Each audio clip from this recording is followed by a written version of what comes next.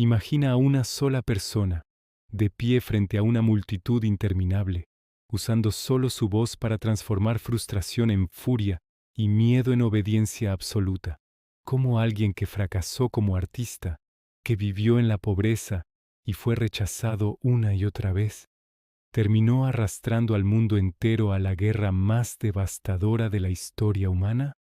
Esto no empieza con ejércitos marchando ni con ciudades en llamas. Empieza en silencio, en la mente de una sociedad humillada, cansada y desesperada por encontrar sentido a su sufrimiento. Y lo más inquietante no es lo que Adolf Hitler hizo cuando ya tenía poder, sino cómo millones de personas estuvieron dispuestas a entregárselo.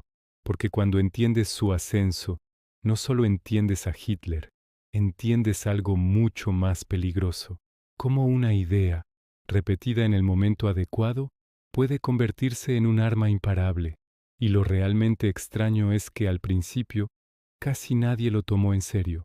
Después de la Primera Guerra Mundial, Alemania no solo perdió un conflicto militar, perdió su identidad.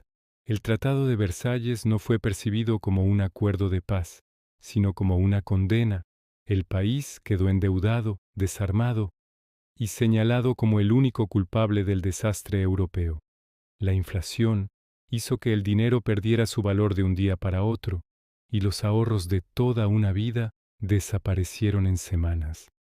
Los veteranos regresaron a casa sin reconocimiento, sin trabajo y con una sensación de derrota que se transformó lentamente en rabia. Europa estaba tensa, pero Alemania estaba rota. Cuando una sociedad pierde estabilidad económica y moral al mismo tiempo, se vuelve extremadamente vulnerable a los discursos simples y radicales, y en medio de ese vacío emocional apareció una voz que prometía orden, orgullo y venganza. Adolf Hitler no parecía destinado a la historia. Nació en una familia conflictiva, con un padre autoritario y una infancia marcada por la disciplina rígida y el miedo. Desde joven, desarrolló una visión extrema del mundo, dividida entre fuertes y débiles, vencedores y derrotados. Su gran sueño era convertirse en artista. Creía que el arte le daría identidad y reconocimiento, pero fue rechazado 2 veces por la Academia de Bellas Artes de Viena, un fracaso que nunca aceptó como propio. En lugar de preguntarse por sus límites, comenzó a buscar culpables externos. Vivió años de pobreza, durmiendo en albergues, alimentando un resentimiento silencioso. Y aquí ocurre algo clave. El fracaso personal empieza a transformarse en ideología.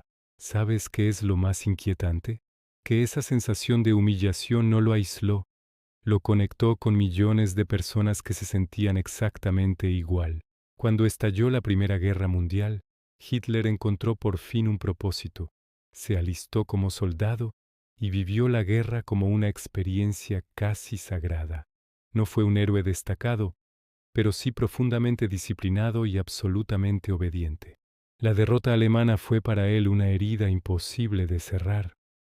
Nunca aceptó que Alemania hubiera perdido en el campo de batalla y creyó firmemente en la idea de la traición interna, una mentira que se repetiría hasta convertirse en verdad para millones.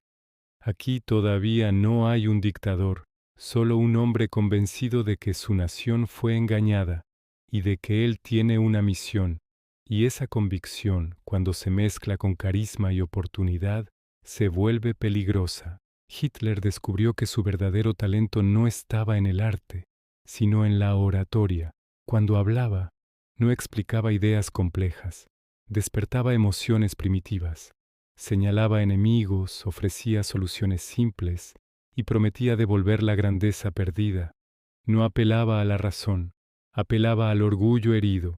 El partido nazi comenzó como un grupo marginal, pequeño y ridiculizado. Pero Hitler entendió algo que muchos políticos ignoraban. Las masas no siguen programas, siguen símbolos. Usó banderas, uniformes, música, coreografías y discursos perfectamente calculados. Cada mitin era una experiencia emocional diseñada para hacer sentir a la gente parte de algo histórico. ¿Sabes qué es lo más extraño? Que su ascenso no fue violento al principio. Llegó al poder utilizando el sistema democrático que luego destruiría. En 1933 fue nombrado canciller de Alemania de forma legal. Muchos pensaron que sería controlable, que su radicalismo se moderaría con el tiempo. Pero justo cuando parecía limitado por las instituciones, ocurrió el evento que lo cambió todo. El incendio del Reichstag fue presentado como una amenaza interna que justificaba medidas extremas. Hitler aprovechó el miedo colectivo para suspender derechos civiles, censurar la prensa y arrestar opositores. La población aceptó estas medidas porque prometían seguridad. Ese fue el verdadero punto de no retorno, porque el poder absoluto no llegó gradualmente, llegó de golpe. En cuestión de meses, Alemania dejó de ser una república.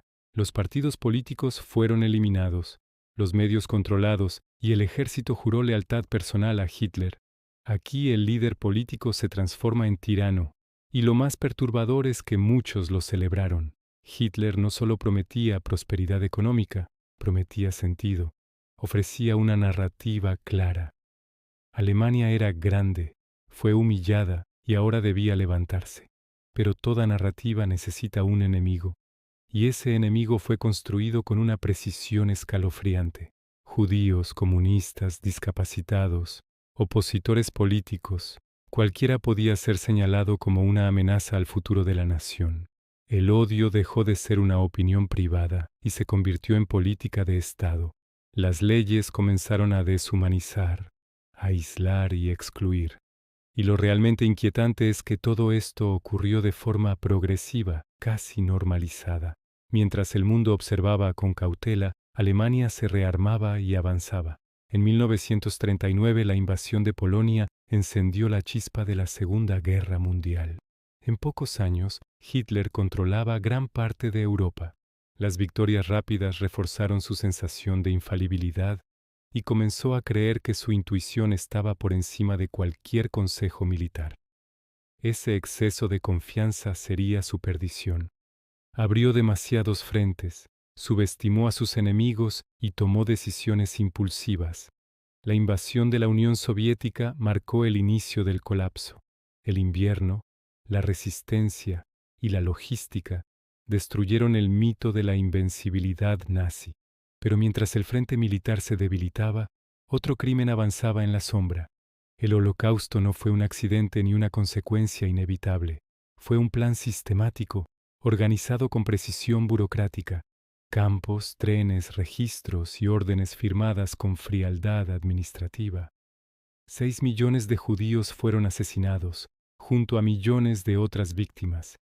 Y lo más aterrador es que no fue obra de monstruos aislados, sino de personas comunes obedeciendo órdenes. Aquí el horror no grita, administra, y cuando el mundo comprendió la magnitud del crimen, ya era demasiado tarde para evitarlo.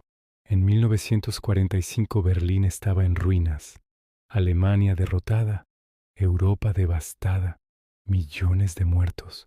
Hitler, encerrado en su búnker, eligió el suicidio antes que enfrentar las consecuencias. Su imperio duró apenas 12 años, pero su legado marcó el siglo entero. Y aquí surge la pregunta más incómoda. ¿Fue Adolf Hitler un monstruo irrepetible o el resultado extremo de una sociedad en crisis? Porque si fue lo segundo, entonces su historia no pertenece solo al pasado. La historia no se repite exactamente, pero rima. Y cada vez que el miedo reemplaza al pensamiento crítico, el peligro regresa. Entender a Hitler no es justificarlo, es reconocer que el verdadero poder no reside solo en un dictador, sino en quienes deciden seguirlo. Tal vez la lección más importante es esta: el mayor enemigo de la humanidad no siempre es un hombre, sino una idea aceptada sin cuestionar. Si quieres seguir explorando las historias que moldearon nuestra mente colectiva y entender por qué el pasado sigue hablando en el presente, este canal tiene mucho más que mostrar, porque recordar no cambia la historia, pero puede evitar que vuelva a ocurrir.